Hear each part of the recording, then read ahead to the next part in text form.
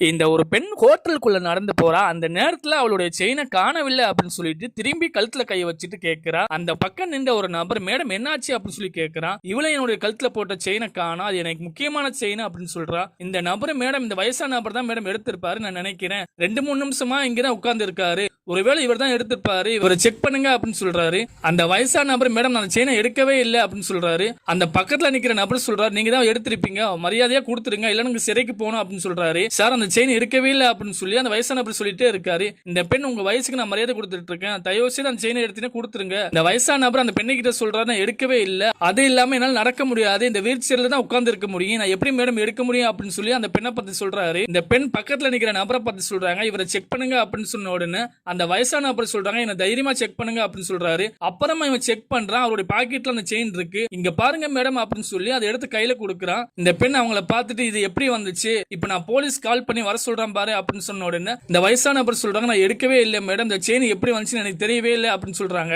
பக்கத்துல நிக்கிற நபர் சொல்றான், இப்பதானே உன் கண்ணுக்கு முன்னாடி அந்த பாக்கெட்ல இருந்து எடுத்தேன், நீ என்ன போய் சொல்றியா அப்படின்னு சொல்லி சொல்றான். இந்த வயசான நபர் சொல்றான், நீங்க போலீஸ் கிட்ட எல்லாம் சொல்லாதீங்க மேடம், என்னோட இமேஜ் போயிடும் அப்படின்னு சொன்ன உடனே, நான் சொல்லக்கூடாதுன்னா நீ எனக்கு கொஞ்சம் பணம் கொடு அப்படின்னு சொல்றாங்க. இவரு சரி அப்படின்னு சொல்லிட்டு பாக்கெட்ல இருக்கிற பணத்தை எடுத்து கொடுக்குறாங்க. அந்த நேரம் பார்த்து ஒரு நபர் வந்து இந்த பணத்தை கொடுக்காதீங்க அப்படின்னு சொல்லி தடுக்கிறாரு. அப்பதான் அங்க நடந்த விஷயத்தை அந்த நபர் சொல்றாங்க. இந்த 2 காதல் ஜோடியும் என்ன செஞ்சிருக்காங்கன்னா, பணம் சம்பாதிக்கிறதுக்காக பிளான் பண்ணி அவருடைய பாக்கெட்டுக்குள்ள இந்த நபர் என்ன செஞ்சிருக்கான், அந்த செயினை வச்சிருக்கான். இதைத்தான் அந்த வயசான நபர் கிட்ட இந்த நபர் சொல்றாங்க. உடனே இவங்க என்ன செய்யறாங்கன்னா, அந்த போலீஸ்க்கு கால் பண்ணி வர சொல்றாங்க.